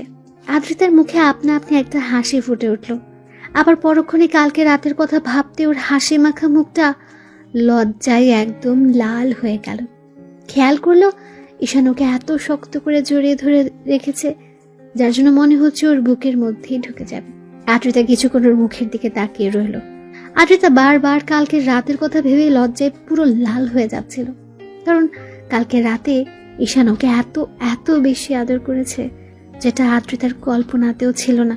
ঈশান ওকে এত বেশি গভীরভাবে স্পর্শ করেছিল যে মুহূর্তটাকে আদ্রিতা কখনোই ভুলতে পারবে না। আদ্রিতা খেয়াল করলো ঈশানের পুরো মুখে আর সারা শরীরে লিপস্টিকের অসংখ্য ছাপ, যেটা দেখে ওর বুঝতে বাকি রইল না কালকে রাতে কি একটা কাজ করে ফেলেছে। সাথে সাথে ওর মুখটা লজ্জায় লাল হয়ে যাচ্ছে। এবার আদ্রিতা নিজে নিজেই বলতে আরম্ভ করলো, ইস, এগুলো কখন করলাম? এগুলো যদি এই পিচ্চিটা দেখে তাহলে তো ও পুরো লজ্জায় ফেলে দিবে। ও তো প্রশ্নের উপর প্রশ্ন করেই চলবে, বলবে আমি ওকে ভালোবাসি না, তাহলে ও আমাকে স্পর্শ করলে তখন ওকে আটকে দিলাম না কেন? এইসব বলে বলে তো পিচ্চিটা আমাকে লজ্জায় পুরো শেষ করে দিবে। কি করে পারলাম আমি এমন একটা কাজ করতে? আদ্রিতা কথাগুলো ভাবছে আর লজ্জা মাখা হাসি দিচ্ছে। আবার পরক্ষণে ওদের কয়েকদিন আগেরকার সম্পর্কের কথাটা ভেবে মুখটা কালো হয়ে গেল। আর কালকে রাতে ঈশান যে ওকে জোরপূর্বক কাছে টেনে নিয়েছে সেটা ভেবে আদ্রিতা কিছুক্ষণ চুপ করে রইল। ঈশান ঘুমিয়ে আছে, আর আদ্রিতার মনে হলো এখন ফ্রেশ হওয়া দরকার। প্রায় 8টা বেজে যাচ্ছে, কিন্তু পিচ্চিটা ওকে ছাড়ছে না। তাই আদ্রিতা ঈশানকে একটু ধাক্কা দিয়ে ডাকতে লাগলো, ঈশান, এই ঈশান ওঠো, অনেক বেলা হয়ে গেছে, এখন ছাড়ো আমাকে। আদ্রিতার ডাকাডাকিতে ঈশান তো উঠলোই না, বরং ওকে একটু ধাক্কা দিতে ঈশান চোখ মুখ কুঁচকে ওকে আরো শক্ত করে জড়িয়ে ধরলো। ঈশানের এমন কর্মকাণ্ডে আদ্রিতা এবার ফিক করে হেসে দিল। ঈশানের মুখটা একদম বাচ্চাদের মতো লাগছিল, তার উপর লিপস্টিকের অসংখ্য ছাপে মুখটা পুরো লাল হয়ে আছে। আদ্রিতা বারবার ওকে ডাকতে লাগলো। তখন ঈশান বলতে আরম্ভ করলো, আম্মু যাও তো, আমাকে একটু ঘুমাতে দাও না, আমার অনেক ভালো লাগছে এভাবে ঘুমাতে। এই ফাজিল, আমি তোমার আম্মু না, তোমার ভাবি। ছাড়ো আমাকে, তুমি ঘুমাও, আমাকে অন্তত যেতে দাও। ঈশান আর কোনো কথা বলল না, তাই আদ্রিতা ওকে জোর করে ছাড়িয়ে নিল। তখন ঈশান কিছু একটা খুঁজতে লাগলো। আদ্রিতা কোল বালিশটাকে এগিয়ে দিলে ঈশান কোল বালিশটা জড়িয়ে ধরলো। আদ্রিতা বিছানা ছাড়তেই বুঝতে পারলো শরীরে কিছু নেই, তাই কোনো রকম একটা চাদর পেয়েছিয়ে তারপর ওয়াশরুমে চলে গেল। আদ্রিতা ওয়াশরুমে গিয়ে কিছুক্ষণ বেসিনের সামনে দাঁড়িয়ে নিজেকে দেখতে লাগলো। আদ্রিতা খেয়াল করলো ওর ঘাড়ে আর গলায় অসংখ্য কামড়ের দাগ, যার জন্য প্রচন্ড লজ্জা লাগছিল। আবার যখনই মনে হচ্ছিল কামড়গুলো ওর জুনিয়র বরটা দিয়েছে, দুদিন আগেও যে ওকে ভাবি বলে ডেকেছে, আর কালকে রাতে সেই জুনিয়র দেবুটাই ওকে এত বেশি ভালোবেসেছে। ঈশান আদ্রিতার পূর্বের সম্পর্কের কথাটা মনে হতে ওর মুখটা কালো হয়ে গেল। আদ্রিতা একটা দোটানার মধ্যে আছে। একবার মনে হচ্ছিল ঈশানকে মেনে নিতে পারবে, আবার পরক্ষণে মনে হচ্ছিল হয়তো মানতে পারবে না। আদ্রিতা শাওয়ার নিচ্ছে আর ভাবছে, আচ্ছা ঈশান, এখন থেকে কি রোজ এমন করে আদর দিবে, নাকি কালকে নেশার ঘরে আসছিল বলে এরকম একটা কাজ করেছো? আদ্রিতা কথাগুলো ভেবে পুরো পাগল হয়ে যাচ্ছে। শাওয়ার নেওয়া শেষ করে বেরিয়ে আসলো সে। ঈশান এখনো ঘুমোচ্ছে। আদ্রিতা প্রথমবারের মতো একটা শাড়ি পরে রেডি হয়ে নিল। তারপর নিচে আসতে দেখলো আম্মু আর কাজের লোকটা রান্না করছে। তখন আম্মুর পাশে দাঁড়াতে আম্মু ওর দিকে তাকিয়ে একটু মুচকি হেসে বলতে লাগলো, কি হলো মামুনি, এত সকালে তুমি রান্নাঘরে আসলে যে? আম্মু রোজই তো আসি, তাহলে আজকে আর নতুন কি হলো? কিন্তু আজকে এসব জিজ্ঞেস করছো যে? জিজ্ঞেস করবো না? কালকেই তোমাদের বিয়েটা হলো আর তুমি আজকেই রান্নাঘরে চলে আসছো।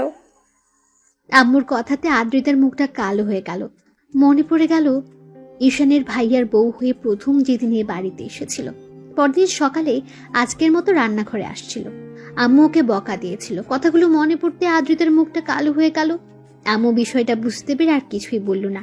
আদ্রিতা বলতে লাগলো, আম্মু প্রথম দিন তো এইভাবেই রান্নাঘরে এসেছিলাম, তাহলে আজকে আবার নতুন কি হলো? তাছাড়া এমন না যে আমি এই বাসায় নতুন বউ হয়ে আসছি তাই রান্নাঘরে আসতে পারবো না। মামুনি, সেটা ঠিক আছে, কিন্তু কালকেই তো তোমাদের বিয়ে হলো, তুমি এমন করে বলছো কেন? দেখো মামুনি, যেভাবেই তোমাদের বিয়েটা হোক, তারপরও সবেমাত্র বিয়েটা হলো, তাই তুমি আমাদের বাড়ির আবারও সেই নতুন বউ, তাই এরকম ভাবার কোনো কারণ নেই। তুমি রুমে যাও, ঈশানকে ডেকে উঠাও। ও কি ঘুমাচ্ছে নাকি উঠেছে? আদ্রিতার বারবার মনে হচ্ছে ঠিক এই কথাগুলো আম্মু প্রথমবার ওর বিয়ের পর বলেছিল, আর আজকেও এমনটা বলছে। আদ্রিতা বেশ কিছুক্ষণ চুপচাপ থেকে রুমে চলে গেল। ঈশান এখনো ঘুমোচ্ছে। আদ্রিতা ওকে আর ডিস্টার্ব করলো না, গিয়ে সোফায় বসলো আর ঈশানের মুখের দিকে তাকিয়ে রইল। ঈশান বারবার বালিশের এপাশ ওপাশ করছে। ওর শরীরে কালকে রাতের আদ্রিতার দেওয়া লিপস্টিকের ছাপগুলো এখনো স্পষ্ট, যার জন্য আদ্রিতাকে বারবার লজ্জায় পড়তে হচ্ছে। আদ্রিতা এক ধ্যানে ওর জুনিয়র বটার মুখের দিকে কতক্ষণ যে তাকিয়েছিল ঠিক নেই। তারপর হুঁশ ফিরতে বুঝতে পারলো 9টা বেজে গেছে। বুঝতেই পারিনি কখন এতটা সময় পার হয়ে গেছে। এরই মাঝে আম্মুর ডাক পড়লো, ওদের নিচে যেতে বলছে। আদ্রিতা হুড়ুহুড়ি করে এসে ঈশানের পাশে বসে ওকে ডাকতে লাগলো, এই ঈশান, ঈশান ওঠো, দেখো কত বেলা হয়ে গেছে। এত বেলা অবধি শুয়ে থাকলে সবাই কি ভাববে বলো? ঈশানের ঘুমটা যেন ভাঙতেই চাইছে না, তাই আদ্রিতা একটু জোরে সোরে ধাক্কা দিল। ঈশান তাড়াহুড়ো করে উঠে বসলো।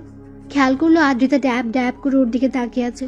ঈশান কিছু বুঝে ওঠার আগে আদ্রিতা বলতে লাগলো, কি সমস্যা কি তোমার? সে কখন থেকে ডাকছি, উঠছই না, কি হয়েছে দেখি? কি হবে মানে, একটু কি ঘুমাতেও দিবেন না?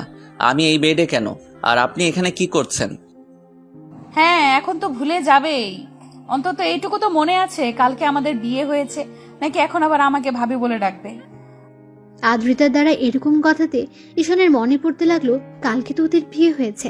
তারপর বিয়ের পর থেকে রাতে বাসর ঘরে আসা পর্যন্ত কি হয়েছিল সবই মনে পড়তে লাগলো। এখনো ঈশানের মাথাটা ঝিমঝিম করছে। বেশ কিছুক্ষণ ওর ভাবি বউয়ের মুখের দিকে তাকিয়ে রইল। আদ্রিতা রাগী মুড নিয়ে বলতে লাগলো, কাল রাতে অনেক নাটক দেখিয়েছো, এখন আর কোনো নাটক দেখাতে হবে না। উঠো, যাও গোসল করে আসো, আম্মু আমাদের নিচে যেতে বলেছে। কেন গোসল করতে হবে কেন? ঢং না দেখিয়ে একবার ওয়াশরুমে গিয়ে নিজেকে আয়নায় দেখো, বুঝতে পারবে কেন গোসল করতে হবে। আদ্রিতার কথা বলে মুচকি হাসলো। তখন ঈশান নিজের শরীরের দিকে তাকালো, আর যেটা দেখলো সেটা দেখার জন্য মোটেও প্রস্তুত ছিল না। ঈশান চাদরটা একটু শরীরে থেকে সরিয়ে দেখলো অসংখ্য লিপস্টিকের ছাপ লেগে আছে, তার উপর শরীরে কিছুই নেই। ঈশান সাথে সাথে চাদর দিয়ে নিজেকে ঢেকে ফেলল। আদ্রিতা আবারও একটা ডেভিল হাসি দিতে ঈশান দৌড়ে ওয়াশরুমে ঢুকে গেল। তারপর ভ্যাসিনের সামনে দাঁড়িয়ে খেয়াল করলো ওর পুরো শরীরে লিপস্টিকের অসংখ্য ছাপ। ও পুরো লাল হয়ে আছে। ঈশান বলতে আরম্ভ করলো, আল্লাহ, কালকে রাতে কি একটা কাজ করে ফেলেছি। এসব কখন করলাম আমি? আর উনি বা আমার কাছে আসলো কখন? বিয়ে তো হয়েছিল সেটা মনে আছে, তারপর রুমে যখন আসলাম কেমন যেন মাথাটা ঝিমঝিম করছিল, তারপর তো আর কিছু মনে নেই। ঈশান অনেকক্ষণ যাবৎ মনে করার চেষ্টা করলো কিন্তু পারল না। তারপর শাওয়ার নিয়ে বের হতে খেয়াল করলো আদ্রিতা ওর জন্য ড্রেস নিয়ে বসে আছে। ঈশান আসতে দেখলে আদ্রিতা ড্যাব ড্যাব করে ওর দিকে তাকিয়ে আছে। ঈশান নিজের দিকে খেয়াল করলো ওর বুকের লোমগুলো থেকে পানি পড়ছে, যার জন্য আদ্রিতা ঘোর লাগা দৃষ্টিতে ওর দিকে তাকিয়ে আছে। ঈশান একটু লজ্জা পেয়ে গেল আর বলতে আরম্ভ করলো, কি দেখেন এমন করে? কি আর দেখবো, কালকে রাত্রি তো সবটাই দেখে নিয়েছি, আর তুমিও সবটাই দেখে নিয়েছো। এখন আবার নতুন করে কি দেখার আছে? মানে কি বোঝাতে চাইছেন কি আপনি? আমি কিন্তু কিছু করিনি। তুমিই করেছো, এখন নাটক করে না তো। আচ্ছা সত্যি করে একটা কথা বলো তো, কালকে রাতে কি খেয়েছিলে, কি হয়েছিল তোমার, ওরকম মাতলামি করছিলে কেন? আদ্রিতার মুখে এমন কথা শুনে ঈশান ধপাস করে বিছানায় বসে পড়লো। ওর মনে হতে লাগলো যে হয়তো কিছু একটা খেয়েছিল। ঈশান ভাবতে লাগলো কি খেয়েছিল। তারপর হুটহাট করে মনে হতে লাগলো যে রুমে আসার আগে ওর বোনকে 1 গ্লাস দুধ খাইয়ে দিয়েছিল, আর দুধের সাথে হয়তো কিছু একটা ছিল, কারণ দুধটা খাওয়ার পর থেকে মাথাটা কেমন ঝিমঝিম করছিল। ঈশানের মনে হতে লাগলো শেষ পর্যন্ত ছোট বোনের সাথে এমনটা করলো। তাই ঈশান বেশ কিছুক্ষণ বসে থেকে বলতে লাগলো, আসলে কালকে একটু ড্রিঙ্কস করেছিলাম, ওই জন্য হয়তো এরকমটা হয়েছে। ছি, কি বলো এগুলো? তুমি আবার ছাই পাশ খাওয়া শুরু করেছো কবে থেকে? দেখো, কালকে যেটা করেছো করেছো, হলেও কিন্তু আর এইসব খেয়ে আমার কাছে আসবে না। আদ্রিতা কথাগুলো রাগে মুড নিয়েই বলল, যার জন্য ঈশানের হুটহাট করে মনে হলো কালকে রাতে হয়তো ওদের মাঝে কিছু একটা হয়েছে। না হলে আদ্রিতা ওর সাথে কেমন অধিকার খাটাতে শুরু করেছে। তার উপর শরীরে লিপস্টিকের ছাপ দেখে ঈশান বুঝে গেছে কিছুটা একটা হয়েছে, আর যেটা হয়েছে সেটা ঈশান হয়তো মনে করতে পারছে না, কিন্তু খুব গভীর একটা সম্পর্ক ওদের মাঝে স্থাপন হয়েছে। তাই ঈশান বলতে লাগলো, আচ্ছা ঠিক আছে, ওগুলো খেয়ে আসবো না, এমনি তো আপনার কাছে আসতে পারি, তাই না? বলে ঈশান একটু মুচকে হাসলো। তখন আদ্রিতা কেমন করে যেন ওর দিকে তাকিয়ে রইলো। তো আদ্রিতা লজ্জার কথা বলতে পারলো না। ঈশান রেডি হয়ে নিতে চলে গেল, আদ্রিতাও পেছন পেছন গেল। তারপর সিঁড়ির কাছে আসতেই দুজন একসাথে নামলো। দুজন খাবার টেবিলের সামনে আসলো। ঈশান চেয়ার টেনে বসলো, আর আদ্রিতাকে দাঁড়িয়ে থাকতে দেখে আম্মু ওকে ইশারায় ঈশানের পাশে বসতে বলল। আদ্রিতাও বসলো। এবার ঈশান খেয়াল করলো ওর ছোট বোন মিহি কেমন করে যেন ওর দিকে তাকিয়ে আছে আর মুচকি মুচকি হাসছে। তখন ঈশান ভাবলো, কি মনে করেছিস আমি কিছুই বুঝতে পারিনি? তোর জন্য সব হয়েছে। তুই উল্টাপাল্টা জিনিস খাইয়ে দিয়েছিস আমাকে, আর যার জন্য ভাবির সাথে আমি এমন একটা কাজ করেছি। কি লজ্জায় পড়তে হলো, যতই উনি আমার বউ হোক, কিন্তু প্রথম দিনে এরকম একটা কাজ করে ফেললাম। হয়তো জোরপূর্বক ওনার সাথে সবটা করেছি, যার জন্য উনি এমন রাগ দেখাচ্ছে। তো সবাই খাওয়া শুরু করলো। তখন আম্মু বলতে আরম্ভ করলো, আপু শোনো, খাওয়া দাওয়া করে কোথাও বের হতে হবে না। তুমি এক কাজ করো, আদ্রিতা মামনিকে নিয়ে শ্বশুর বাড়ি থেকে ঘুরে আসো। শ্বশুর বাড়ির কথাটা শুনে ঈশান বিষম খেল আর কাশতে আরম্ভ করলো। তখন আদ্রিতা তাড়াহুড়ো করে ওর দিকে 1 গ্লাস পানি এগিয়ে দিতে লাগলো, আর মিহি বলতে লাগলো, দেখেছো আম্মু, এমনিতে কত ভালোবাসা, আর তো দিন পরেই আছে। ভাইয়া শ্বশুরবাড়ির কথাটা শুনে তুই বিষম খেলি কেন? এত অবাক হওয়ার কি আছে? আদ্রিতা ঈশানকে পানি খাওয়াতে ব্যস্ত ছিল। ঈশান পানিটা খেয়ে মিহির দিকে রাগি চোখে তাকিয়ে রইল। তখন মিহি বলল, আমি বলছি যে বিয়ের দ্বিতীয় দিন তো শ্বশুরবাড়িতে থাকতে হয়, তাই না? তাহলে যাবে না কেন? ভাবি, তুমি একটু ভাইয়াকে বলো না। আদ্রিতার সামনে কি বলবে এটা তো স্বাভাবিক বিষয়। বিয়েটা যেভাবেই হোক, এখন তো ওটাই ঈশানের শ্বশুর বাড়ি, তাহলে যাবে না কেন? অবশ্যই যাবে। ওগো, তুমি বলো না কেন? তোমার ছেলে কিন্তু আমার কথা শুনবে না। যাবে না মানে 100 বার যাবে। আর আব্বু এখন বাসা থেকে বের হবে না। আমি খুব ভালো করে জানি বিয়ের জন্য তুমি এই কয়দিন বাসা থেকে বের হওনি, যার জন্য আশপাশ করছো। খাওয়া দাওয়া করেই হয়তো বেরোনোর চিন্তা ভাবনা নিয়েছো। কোথাও বেরোতে হবে না। কয়েকদিন আদ্রিতা মামনিকে সময় দাও, ওদের বাসা থেকে ঘুরে আসো, তারপর অফিসের কাজটা দেখতে শুরু করবে। আব্বু অফিসের কাজ, তাও আবার আমি না করলে হয় না? এখনো তো পড়ালেখাটাই শেষ করতে পারলাম না। দেখো আব্বু, লেখাপড়া শেষ করতে পারোনি তাতে কি? এখন তো তোমাকে এসব দায়িত্ব নিতেই হবে। তুমি ছাড়া আর কে আছে বলো দায়িত্ব নেওয়ার মতো? মিহি সবে মাত্র কলেজে পা রাখলো, ওকে কি দায়িত্ব দিব? আর একটা মেয়ে হয়ে এত দায়িত্ব কি করে নিবে? আব্বু, আমি তো বলিনি ছোট বোনকে সব দায়িত্ব দিতে। মেয়ে হয়ে কেনই বা এই দায়িত্ব নিবে? তাহলে সেটাই যেন হয়। তোমাকে আব্বু যেটা বলেছে সেটাই শোনো। আর ভাবিকে নিয়ে আজকে ঘুরতে আসবে, কেমন? আমরা খুব শীঘ্রই একটা পুচকে দেখতে চাই, যে আমাকে ফুপি বলে ডাকবে। মিহির এরকম বেফাস কথা শুনে ঈশান আবারও কাশতে আরম্ভ করলো। এবার আদ্রিতা লজ্জা পেয়ে দৌড়ে সেখান থেকে চলে গেল। তখন আম্মু বলতে আরম্ভ করলো, ফাজিল মেয়ে, সবার সামনে কিভাবে কথা বলতে হয় সেটা শেখুনি, তাই না? আমি খারাপ আবার কি বললাম? আম্মু, তোমাদের কি ইচ্ছা করে না নাতি নাতনির মুখ দেখতে? তোমাদের না হয় ইচ্ছা করে না, কিন্তু আমার তো ফুপি হতে ইচ্ছা করে, তাই না? আম্মু, তোমার মেয়েটাকে একটু বোঝাও, কিসব উল্টাপাল্টা কথা বলতে শুরু করে দিয়েছে।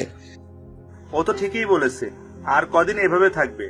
বড়টাকে বিয়ে দিলাম, সে যা করলো সেসব এরপর তো ওর প্রতি থেকেই মনই উঠে গেছে। শোনো, বড় ভাইয়ের সাথে আর কোনো যোগাযোগ রাখবে না। আর যদি শুনি ভুলে ওর সাথে কোনো কথা বলছো, তাহলে তোমার কপালে খুব দুঃখ আছে, বলে রাখলাম। ঈশান আব্বুর এমন কথাতে ভাবলো ওই হারামজাদা যেটা করেছে সেটার পর আর ওকে কখনোই কি আমি ফোন দিব ভেবেছো? ওর জন্য আমাকে বিয়েটা করতে হয়েছে। আর কালকে এই পিচ্চি শয়তানটা আমাকে উল্টাপাল্টা কিছু একটা খাইয়ে ভাবির সাথে কি যে করেছে উনি ভালো জানে। ঈশান খাওয়া দাওয়া শেষ করে আব্বু আম্মুর কথা মতো রুমে আসলো। খেয়াল করলো আদ্রিতা ফোনে কথা বলছে। তখন ঈশান বেশ কিছুক্ষণ ওর দিকে তাকিয়ে থেকে ব্যালকনিতে গিয়ে দাঁড়ালো। মনে হতে লাগলো ওর আব্বু আম্মুর সাথে কথা বলছে। তো ঘন্টাখানেক পর ঈশান রুমে আসতে দেখলো আদ্রিতা কি যেন একটা ভাবছে। তখন ঈশান বসে বলতে লাগলো, আপনার কি মনে হয় বাসায় যেতেই হবে?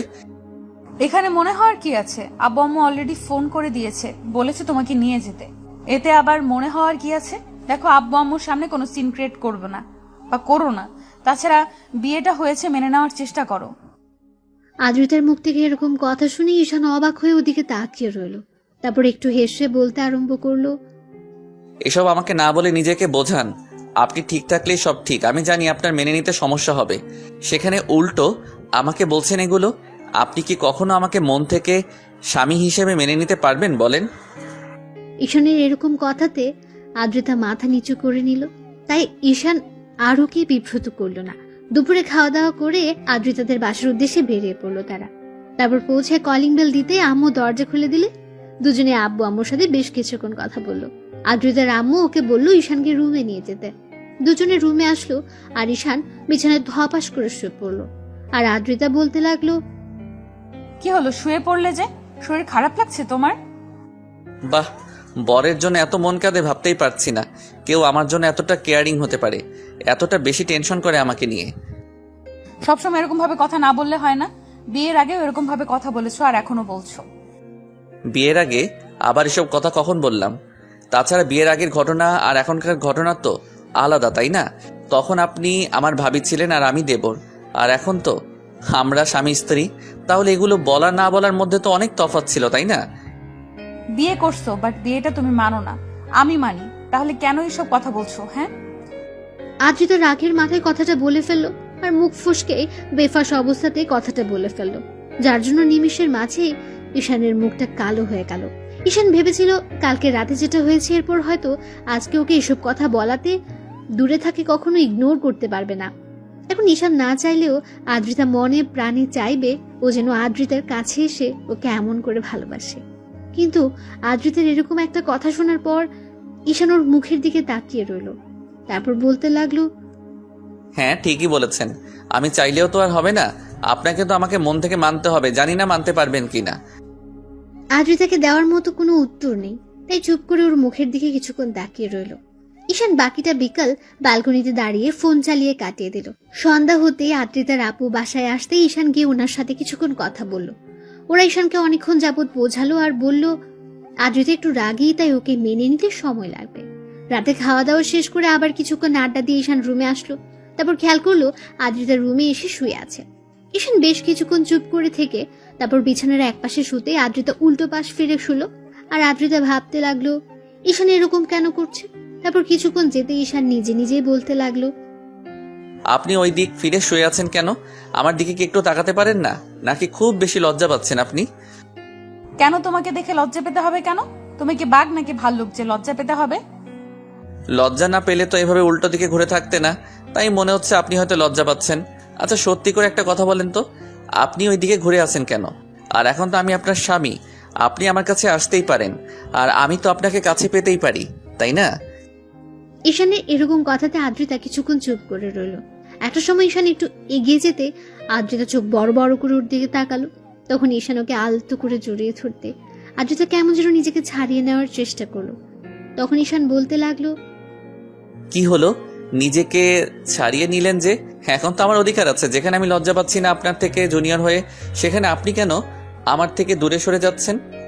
জানি না, তবে আমার কাছে এগুলো অস্বস্তি লাগছে। আমি এগুলো নিতে পারছি না, জাস্ট অসহ্য লাগছে। তারপরেও তুমি কেন এরকম করছো? আদ্রিতার প্রত্যেকটা কথাতে ঈশান প্রচন্ড পরিমাণে কষ্ট পায়। ও একটু আগাগোড়া ইমোশনাল, তাই কিছুক্ষণ চুপ করে থেকে একটু হাসার চেষ্টা করে বলল, কি বলছেন এগুলো? এখন তো আমি আপনার স্বামী, এখন আপনার অস্বস্তি লাগলেও সবটা সহ্য করে নিতে হবে। এমন না যে ভাইয়ার সাথে আপনার সব হয়েছে যার জন্য আপনি আমার কাছে আসতে পারবেন না, আপনার অস্বস্তি ফিল হবে। ভাইয়ার সাথে আপনার নামে মাত্র বিয়ে হয়েছিল, তাহলে সেই সম্পর্কটা ভুলে যেতে পারবেন না কেন? এমন না যে আপনার অন্য কারোর সাথে রিলেশন আছে যার জন্য আপনি এরকম করে আমাকে সবসময় দূরে রাখবেন। কি সমস্যা কি আপনার?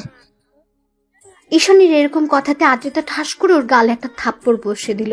সাথে সাথে ঈশান উঠে বসলো আর কিছুক্ষণ ওর দিকে তাকিয়ে থেকে আবার স্বাভাবিক হওয়ার চেষ্টা করে বলল, স্বামীর গায়ে হাত তুললেন শেষ পর্যন্ত? হ্যাঁ, হয়তো আপনার থেকে জুনিয়র, কিন্তু স্ত্রীর কাছে স্বামী কখনো জুনিয়র হয় না। তাহলে আপনি আমার গায়ে হাত তুলেন কোন অপরাধে? তোমার সাহস কি করে হয় এসব বাজে বাজে কথা বলার? তোমার কি মনে হয় আমি আর 10টা মেয়ের মতো বাজে যে বিয়ের পরও অন্য কারোর সাথে সম্পর্ক রাখবো? ছি, তোমার চিন্তা ভাবনা যে এতটা নীচ কালকে রাতে সেটা আমি বসে বুঝতে পেরেছিলাম। কালকে হয়তো নেশার ঘরে এসব করেছো, কিন্তু আজকে যে সজ্ঞানে এগুলো করবে সেটা আমি ভাবতেও পারিনি। আপনি ভুল বুঝছেন কেন? আমি তো আপনার স্বামী, এসব কথা আমাদের মাঝে হতেই পারে। তাহলে আপনি এটা কেন মেনে নিতে পারছেন না? আচ্ছা, সত্যি করে একটা কথা বলেন তো, আপনি কি বিয়েটা মন থেকে মানতে পারেননি, নাকি আমি আপনার থেকে জুনিয়র বলে আপনি এখন আমাকে মেনে নিতে চাইছেন না? বলেন। ঈশানের কথাতে আদ্রিতার মনে পড়ে গেল কালকে রাতে তো ঈশান এসব কথা বলেছিল।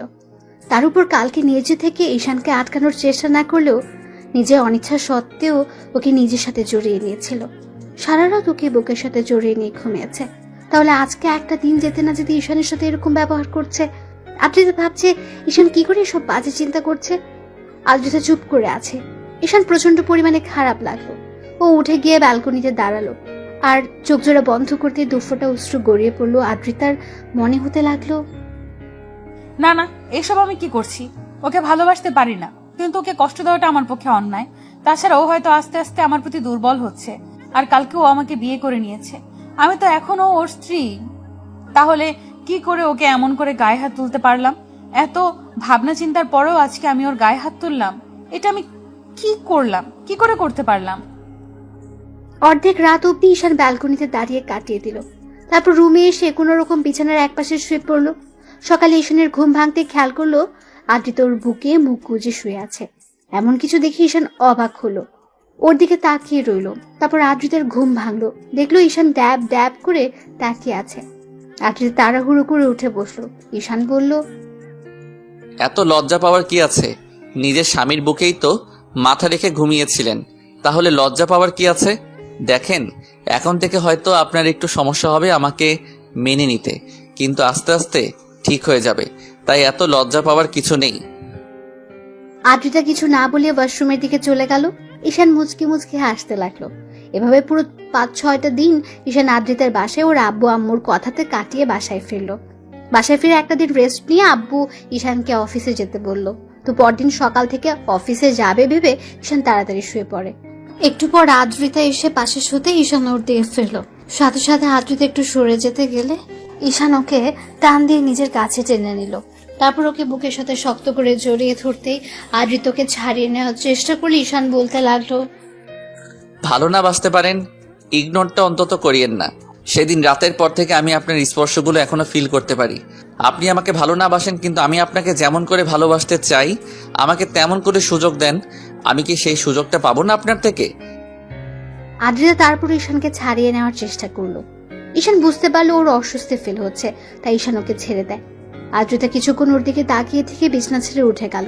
এবার ঈশানের নিজের উপরে রাগ হচ্ছিল। তখন উঠে ওয়াশরুমে গিয়ে চোখে মুখে পানি দিল।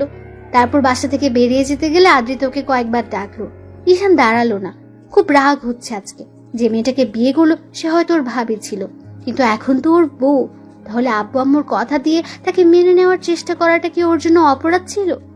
কথাগুলো ভাবতে খুব রাগ হচ্ছিল। সারাটা রাত ঈশান বাসায় ফিরল না। অন্যদিকে টেনশন হচ্ছিল যে এমন করে ওকে ইগনোর করাটা ঠিক হয়নি। পরদিন সকালে ঈশান বাসায় ফিরতে কলিং বেল দিতেই আদ্রিতা তাড়াহুড়ো করে উঠে গিয়ে দরজা খুলে দিল। এমন কিছু দেখে শুনে ঈশান অবাক হয়ে গেল, আর ঈশানকে কোনো প্রশ্ন করার আগে ওর রুমের দিকে চলে গেল।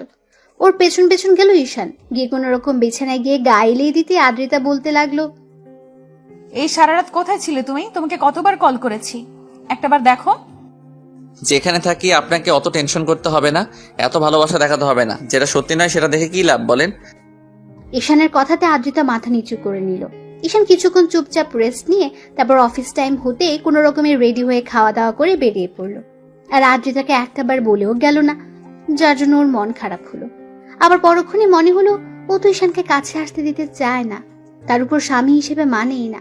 সেদিন রাতে হয়তো জোর করে তার কাছে এসেছিল, কিন্তু সেদিনের পর থেকে আর ঈশানকে তেমন করে কাছে টেনে নিতে পারেনি সে। ওই রাতে ওদের মাঝে যা হয়েছিল তারপর আর কখনো ঈশান ওকে জোর করেনি, কিংবা আদ্রিতার কাছেও আসেনি। ঈশান অফিসে গিয়ে কোনো কাজে মনোযোগ দিতে পারছিল না, বারবার আদ্রিতার করা অবহেলা কথাগুলো মনে হচ্ছিল। ঈশান চুপচাপ বসে রইল। তারপর দুপুর টাইম হতে অফিস ছেড়ে বেরিয়ে গেল। কিছুক্ষণ একটা নদীর পাড়ে বসে একা একা কথাগুলো ভাবলো। মাঝে ঈশানের বন্ধু রাজ ওকে কল করলো, তখন রিসিভ করে বলতে লাগলো, নদীর পাড়ে আসি, চলে আয়, আর প্রশ্ন করিস না। ঈশান কলটা কেটে দিল। তো 15 মিনিট পরে রাজ আসলো। ঈশান অন্যমনস্ক হয়ে বসে আছে, গায়ে অফিসের ড্রেস। রাজ গিয়ে ঈশানের পাশে বসলো।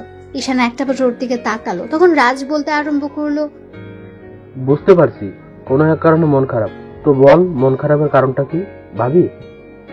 ঈশান হ্যাঁ সূচক উত্তর দিল। তখন রাজ চুপ করে থেকে আবার জিজ্ঞেস করলো, চুপ করে থাকিস না, যেটা হয়েছে সেটা আমাকে বল। আমি জানি ভাবি হয়তো তোকে মেনে নিতে সময় নেবে, একটু ইগনোরও করবে। তার জন্য মন খারাপ করে থাকলে হয়? তোকে একটু বেশি বেশি ভালোবাসা দেখাতে হবে। তুইও যদি মন খারাপ করে থাকিস কিংবা রাগ করে ভাবির থেকে দূরে সরে যাস, তাহলে দেখবি কখনোই তোরা এক হতে পারবি না। ঈশান বিয়ের রাতের ঘটনাগুলো রাজকে খুলে বলল। তারপর ঠিক ওকে ইগনোর করছে সবটাই বলল। আগে তো যেটুকু দেবর হিসেবে কথা বলতো, এখন তো তার অর্ধেকটুকুও বলে না। কথাগুলো ভাবতেই ঈশানের খারাপ লাগছে। এবার রাজ বলতে লাগলো, এই সামান্য বিষয় নিয়ে মন খারাপ থাকলে হবে? তোকে ভাবির কাছে যেতে হবে, জোর করে হলেও ভালোবাসাটা বোঝাতে হবে।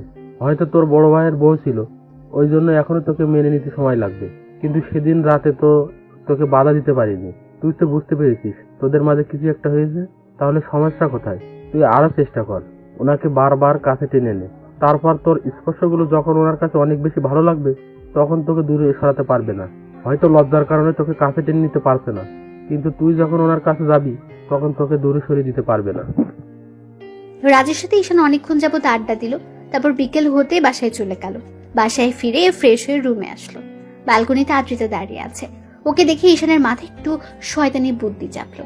আর রাজের কথায় মনে হতে লাগলো, উনি যতই আমাকে ইগনোর করুক তাতে কি, একটা সময় তো দেবর ছিলাম, ওই জন্য হয়তো রাজের কথাটাই ঠিক যে আমাকে কাছে টেনে নিতে চাইছে না, কিন্তু কতদিন দূরে সরিয়ে রাখতে পারে সেটাও আমি দেখে নিব।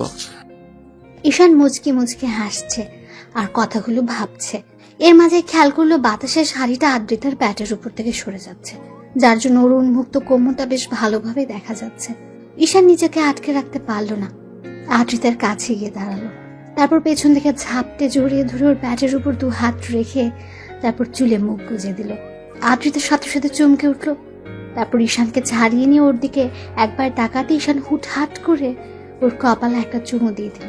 তারপর আবারও ওইভাবে পেছন থেকে জড়িয়ে ধরতে আদ্রিতা বলতে লাগলো, ঈশান কি করছোটা কি? প্লিজ ছাড়ো আমাকে।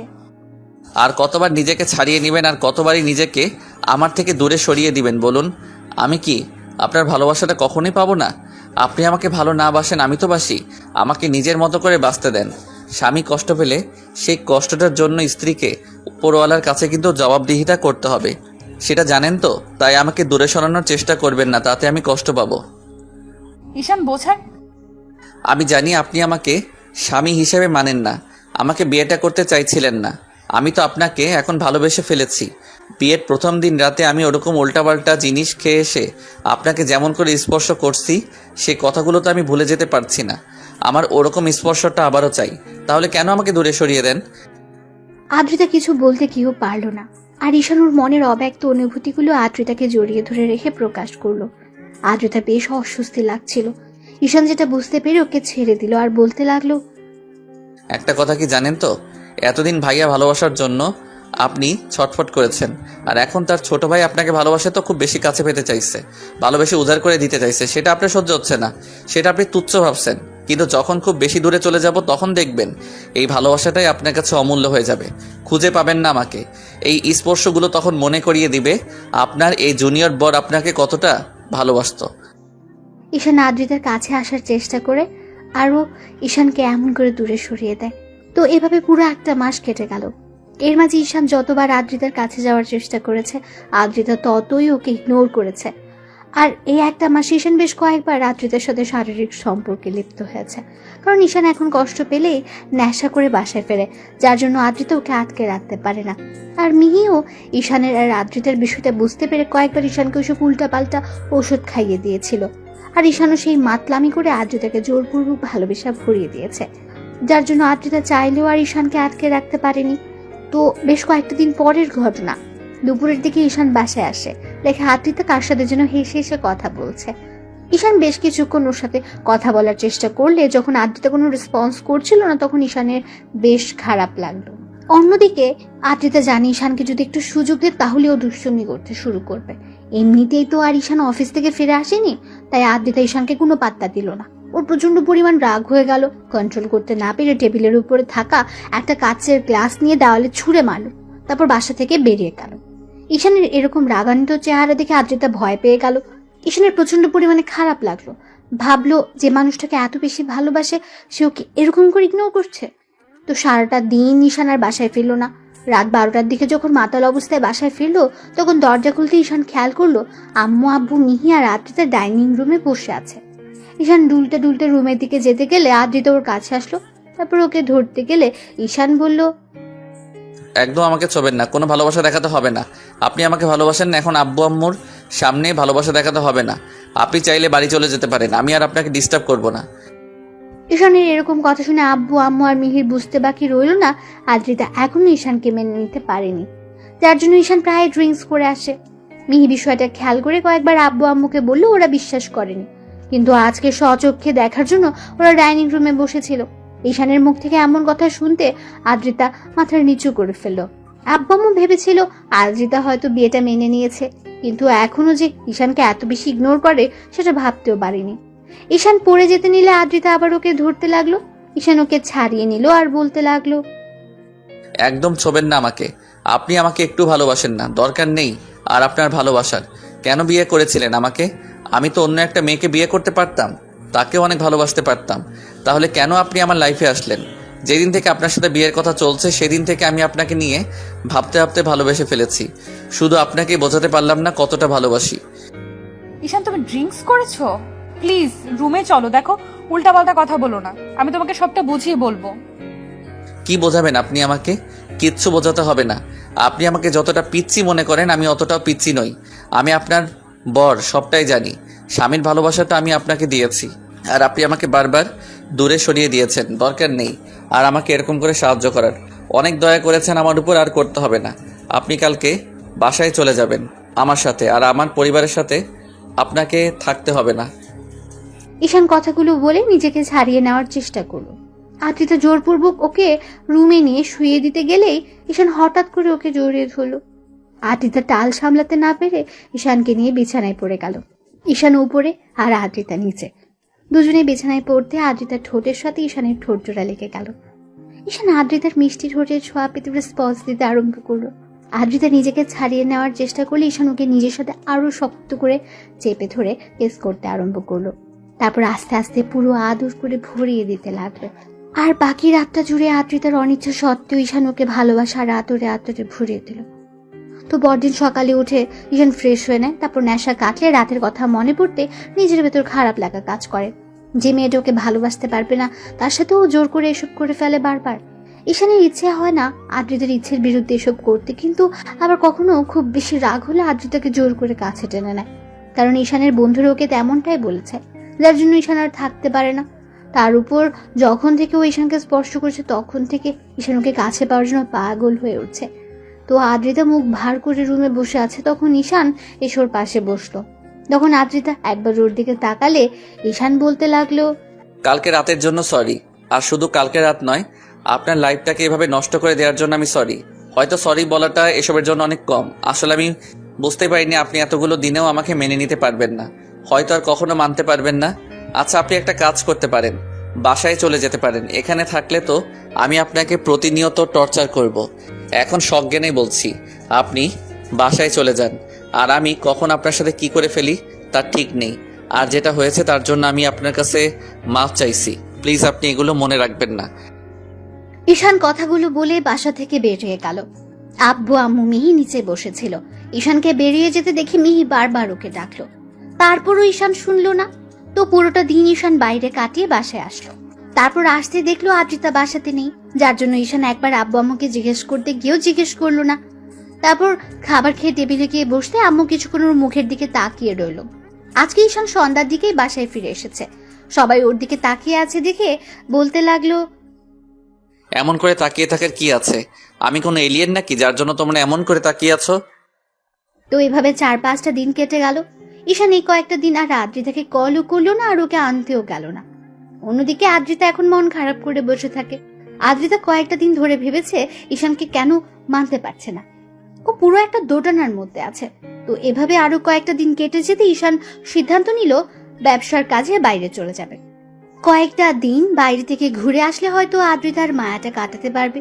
কারণ ওকে যতবার স্পর্শ করেছে সেই স্পর্শগুলো ঈশানের মনে গেঁথে গেছে। তাই ঈশানের বেহায়া মনটা বারবার আদ্রিতার কাছে ছুটে যাচ্ছে। কিন্তু তারপরও নিজেকে আটকে রাখে। খুব বেশি কষ্ট হয় যাকে ভালোবাসে তাকে ছেড়ে দূরে থাকতে। কারণ মানুষটাকে বড্ড বেশি ভালোবেসে ফেলেছে সে। ওদের মাঝে আগে কি সম্পর্ক ছিল, বিয়ের আগে ওরা কি কাকে কেমন ভাবে দেখেছে সেটা নিয়ে ঈশান ভাবে না। ঈশান আদ্রিতাকে ভালোবাসে, সেটা ওর কাছে শেষ কথা। যেই ভাবা সেই কাজ। ঈশান মনে এক প্রকার আকাশ সমান কষ্ট নিয়ে 2 দিন পরে ব্যাংককের উদ্দেশ্যে রওনা দেয়। তারপরে সেখানে প্রায়ই 1 মাস ব্যবসার বাহানা দিয়ে পড়ে রইল। এর মাঝে আদ্রিতার সাথে ঈশানের কোনো কথা হয়নি, না ঈশান ওর সাথে কোনো কথা বলার চেষ্টা করেছে। অবশ্য কয়েকবার বাসা থেকে জিজ্ঞেস করেছে আদ্রিতার সাথে কথা হয়েছে কিনা। ঈশান ততবার বিষয়টা এড়িয়ে গেছে। ঈশান এখন আর চায় না যে মেয়েটা ওকে ইগনোর করে, ওকে বোঝার চেষ্টাও করে না, তাকে নিয়ে অন্তত আর ভাবতে। দিনে কাজে ব্যস্ত থাকায় হয়তো আদ্রিতার কথাগুলো মনে পড়ে না, কিন্তু প্রত্যেক রাতে ওর মনে পড়ে যায়। সেদিন রাতেও ঈশান আদ্রিতাকে স্পর্শ করেছিল। কথাগুলো ভাবলেই বুকের ভেতরটা মুচড়ে যায়। এভাবে পুরো 1.5 মাস ঈশান ব্যাংককে কাটিয়ে তারপর সব কাজ শেষ করে বাসায় ফেরল। আর ওদের বিয়ে হয়েছে প্রায় 3টা মাস কেটে গেছে। তো সেদিনের পর থেকে আদ্রিতা ঈশানের সাথে কোনো যোগাযোগ করার চেষ্টাও করেনি, আর খোঁজ খবর সেটা তো দূরে থাক। ঈশান মাঝে মধ্যে খেয়াল করেছে আদ্রিতা অনলাইনে অ্যাক্টিভ আছে, তারপরও আর ওকে কোনো মেসেজ করেনি। অন্যদিকে আদ্রিতা ঈশানকে নিয়ে ভাবে না, সেটা ঈশান খুব ভালো করে বুঝে গেছে। বাসায় আসার পর যখন আব্বু আম্মু জিজ্ঞেস করছিল আদ্রিতার সাথে কথা হয়েছিল কিনা, তখন ঈশান বলেছিল, আম্মু সবেমাত্র বাসায় আসলাম আর এসব কথা জিজ্ঞেস করতে শুরু করে দিয়েছো? এমন না যে তোমরা বিষয়টা জানো না, তাহলে এত কেন জিজ্ঞেস করতে হবে? আব্বু, তুই এভাবে কথা বলছিস কেন? আমি তো শুধু জিজ্ঞেস করলাম মাত্র, আর তুই রেগে যাচ্ছিস কেন? দেখো আম্মু, আমি রাগ করছি না। এটা সামান্য বিষয়, যার সাথে আমার পুরো 2টা মাস যাবত যোগাযোগ নেই, তার সম্পর্কে আমি কি করে বলবো? তোমরাও তো একটাবার খোঁজ খবর নিয়ে দেখতে পারতে নাকি? আমার মতো রাগ করে খোঁজ খবর নেওয়াটা বন্ধ করে দিয়েছো। সবাই চুপ করে আছে, তাই ঈশান কথা না বাড়িয়ে রুমে চলে গেল। তারপর ফ্রেশ হয়ে রেস্ট নিতে লাগলো। এভাবে আরো কয়েকটা দিন কেটে গেল। ঈশান অফিসে বসে আছে, এর মাঝে আদ্রিতার বাসার নম্বর থেকে কল আসলো। বেশ কিছুক্ষণ বাজার পর ঈশান রিসিভ করলো। ওপাশ থেকে আদ্রিতার আম্মু বলতে আরম্ভ করলো, আব্বু কোথায় তুমি? কেন আম্মু, কোনো সমস্যা হয়েছে? আপনি এভাবে কথা বলছেন কেন? আপনার কণ্ঠটা কেমন যেন শোনাচ্ছে। কোনো সমস্যা হয়েছে আমাকে বলেন। আব্বু, তোমার বউ তো মাথা ঘুরে পড়ে গেছে, একটু আসতে পারবে তুমি? আদ্রিতার সম্পর্কে এরকম কথা শোনার সাথে সাথে ঈশানের বুকের ভেতরটা মোচড় দিয়ে উঠলো। ঈশান উঠে দাঁড়ালো আর বলতে আরম্ভ করলো, আম্মু কি সব বলো? কখন হয়েছে আর কিভাবে হলো? ও এখন কেমন আছে? এখন ভালো আছে। ডক্টর ইনজেকশন পুশ করে দিয়েছে আর বলেছে ও প্রেগনেন্ট। তুমি কি একটু আসতে পারবে আব্বু? আদ্রিতা প্রেগনেন্ট কথা শোনার সাথে সাথে ঈশানের হাত থেকে ফোনটা পড়ে গেল। ওর চোখ দিয়ে টপ টপ করে পানি পড়তে আরম্ভ করলো। ঈশান চেয়ারটায় বসে পড়লো। অন্যদিকে আদ্রিতার আম্মু ঈশানের কোনো রেসপন্স না পেয়ে কলটা কেটে দিলেন। ঈশান 5 মিনিট পরে তাড়াহুড়ো করে অফিস থেকে বেরিয়ে গেল। তারপর আব্বু আম্মুকে ফোন করে দিতে ওরা বিষয়টা জানতে পেরে অনেক খুশি হলো। আধা ঘন্টার মধ্যে ঈশান আদ্রিতার বাসায় আসতেই দৌড়ে রুমে গেল। আদ্রিতা বিছানায় আতশোয়া হয়ে বসে আছে। ঈশানকে দাঁড়িয়ে থাকতে দেখে আদ্রিতার আম্মু রুম থেকে বেরিয়ে গেলেন। ঈশান গুটি গুটি পায়ে গিয়ে আদ্রিতার সামনে দাঁড়ালো। আদ্রিতা একবার ওর দিকে তাকিয়ে লজ্জা পেয়ে মাথাটা নিচু করে নিল। লজ্জায় আদ্রিতার গালগুলো লাল বর্ণ ধারণ করেছে। আদ্রিতা একদম জড়সড় হয়ে গেছে ঈশানকে দেখে, আর চোখগুলো কেমন যেন বন্ধ করে নিয়েছে। ঈশানের সেদিকে কোনো খেয়াল নেই। ও তাড়াহুড়ো করে আদ্রিতার সামনে বসলো। আদ্রিতা কিছু বুঝে ওঠার আগেই ঈশান ওর একটা হাত দুই হাতের মুঠোয় নিল। আদ্রিতা ভাবলো ঈশান হয়তো এখন ওকে বুকের সাথে জড়িয়ে ধরবে কিংবা হাতে চুমু দেবে, কিন্তু ঈশান ওর ধারণাটা ভুল করে দিল। এখন কেমন আছো? ঈশানের কথাতে আদ্রিতা ওর দিকে তাকালো, খেয়াল করলো ঈশানের চোখে পানি টলমল করছে। লজ্জায় আদ্রিতা মাথা নেই। হ্যাঁ সূচক উত্তর দিতে ঈশান আবার বলতে লাগলো, জানি আমার সাথে কথা বলার কোনো ইচ্ছা আপনার নেই, কিন্তু দেখো আমি তো কোনো অন্যায় করিনি, তোমাকে ভালোবেসেছি। আর এই বেবিটা তো তোমার আমার দুজনেরই, তাই না? আমি বুঝতে পারছি না কি বলবো। এই সিচুয়েশনে আমার না খুব কষ্ট হচ্ছে আর প্রচন্ড পরিমাণ ভয়ও লাগছে। মনে হচ্ছে তুমি বেবিটা নিয়ে খুশি নও। ঈশানের এরকম কথা শুনে আদ্রিতা অসহায়ভাবে ওর দিকে তাকালো। তখন ও আবার বলতে আরম্ভ করলো, আচ্ছা, রাগ অভিমান যদি তোমার আমার উপর থাকে সেটা আমার উপর দেখিও, তারপরও ভুলে ওই বেবিটার কোনো ক্ষতি করো না। ও তো আমার একার বেবি নয়, বলো, তোমারও। তাই প্লিজ ওর কোনো ক্ষতি করো না। আর আমি কথা দিচ্ছি, তুমি ওকে যদি রাখতে না চাও তাহলে ও পৃথিবীতে আসার সাথে সাথে আমি তোমার কাছ থেকে ওকে নিয়ে অনেক দূরে চলে যাব। তারপর আমার বেবিটার কোনো ক্ষতি করো না প্লিজ। ঈশান কথাগুলো বলেই কান্না করে দিল। ওর চোখ দিয়ে অনবরত পানি পড়ছে। আদ্রিতা ভাবতেও পারিনি এমন একটা দিনে ঈশান এমন একটা কথা বলবে। ওর এমন কথা শুনে আদ্রিতা অবাক হয়ে গেল। তারপর বলতে আরম্ভ করলো, ঈশান, এসব কি বলছো তুমি? আমি বেবির ক্ষতি করে দিব মানে? তুমি আমাকে এতটা বাজে ভাবতে পারছো? ছি, তুমি এসব কি করে বলতে পারছো? আপনি তো আমাকে স্বামী হিসেবে মানেন না, এই বিয়েটাকেই মানেন না। আজকে 3টা মাস হয়ে যাচ্ছে আপনি একটাবার নিজে থেকে আমার খোঁজ খবর নেননি। 2টা মাস হয়ে গেল আমাদের মাঝে কোনো যোগাযোগ নেই। আমি জানি আপনি আমাকে স্বামী হিসেবে মানতে পারেননি, ওই জন্য আমার থেকে দূরে সরে থাকার চেষ্টা করছেন। আমি একবার বলতে আপনি বাসায় চলে আসছেন, কিন্তু দেখেন 1টা মাস তো আমার সাথে ছিলেন। আর এই বেবিটা যে আমার, আমি এটা খুব ভালো করে জানি। তাছাড়া আপনি যে ওকে মন থেকে মানতে পারবেন না সেটা আমার জানতে আর বাকি নেই। তাই প্লিজ অন্তত ওর কোনো ক্ষতি করিয়েন না। ছি ঈশান, তুমি এসব কি বলতে চাইছো? তোমাকে আমি মেনে নিতে পারিনি কিংবা বিয়েটা মন থেকে মানতে পারিনি, তার জন্য আমাদের বেবিটাকে আমি নষ্ট করে দেব? ওকে আমি কষ্ট দিব? তুমি এতটা বাজে আমাকে ভাবতে পারলে? না মানে আসলে আমি ভেবেছিলাম আপনি এই বেবিটা। ঈশান কথাটা শেষ করার আগে আদ্রিতা ওর মুখটা হাত দিয়ে আটকে দিল আর কান্না করে দিয়ে বলতে লাগলো, প্লিজ ঈশান, আর এরকম বাজে কথা বলো না। এইসব বললে আমার খারাপ লাগছে। তুমি এতটা বাজে আমাকে ভাবতে পারছো? ছি, আমার ভাবতেই অবাক লাগছে। তুমি আমার স্বামী হয়েও আমাকে এইরকম একটা কথা বলতে পারছো? আমি তো তোমার অপেক্ষাতে ছিলাম, ভেবেছিলাম তুমি এসে আমাকে এখান থেকে নিয়ে যাবে। আমি যোগাযোগ করতে পারছিলাম না, রাগ করে ফোনটা ভেঙে দিয়েছিলাম, কারণ তুমি আমাকে এত ভালোবাসার পরেও তোমার ভালোবাসাটা আমি বারবার দূরে সরিয়ে দিয়েছিলাম। আমি 1 মাস যাবৎ শুধু তোমাকে নিয়েই ভেবেছি। ভাবতে ভাবতে তোমার প্রতি আমার ভালোবাসার সৃষ্টি হয়েছে। তারপর যখন তোমার ভালোবাসাটা বুঝতে পারলাম তখন বাসায় বারবার কল করেছিলাম, কিন্তু তোমার কথা ভয়ে ওদেরকে বলতে পারিনি যে ওরা হয়তো আমার উপর রাগ করবে। এমনিতেই সবটা জানার পর ওরা আমার সাথে কথা বলতো না। একটা বার কেউ আমাকে নিতে আসেনি। হ্যাঁ, এইটা আমার দোষ। তাই বলে এরকম না যে আমি তোমাকে মানতে পারিনি বলে আমার বেবিটাকেও মানতে পারবো না। আমি স্বামীর ভালোবাসা ছাড়া কতটা কষ্টের 1টা মাস পার করেছি। যখন তুমি আমাকে স্পর্শ দিয়েছ, হয়তো মন থেকে মানতে পারিনি, কিন্তু শেষ 1টা মাস আমি বুঝতে পেরেছি তোমার ভালোবাসাটা আমার লাইফে কতটা প্রয়োজন। তার মানে আপনি। ঈশান কথাটা বলে শেষ করতে পারলো না, তার আগে আদ্রিতা ঈশানকে ঝাপটে জড়িয়ে ধরে কান্না করে দিল আর বলতে লাগলো, হ্যাঁ, আমি আমার সেই জুনিয়র মাতাল দেবর বরটাকেই ভালোবেসে ফেলেছি। আর এত ভালোবাসি যার জন্য তার অস্তিত্বটা আমার মাঝে একটু একটু করে বেড়ে উঠছে। আমি কি করে তাকে কষ্ট দিব বলো? তুমি প্লিজ আর কখনো এসব কথা বলো না জান। এর মাঝে আব্বু আম্মু দরজায় এসে দাঁড়ালো। ঈশান একবার দরজার দিকে তাকিয়ে থাকে, বুকের সাথে খুব শক্ত করে জড়িয়ে নিল। ভাবলো এখন রাগ অভিমান করে থেকেই বা কি লাভ? তাছাড়া যখন বুঝতে পেরেছে তাহলে ওকে কষ্ট দিয়ে বা কি লাভ?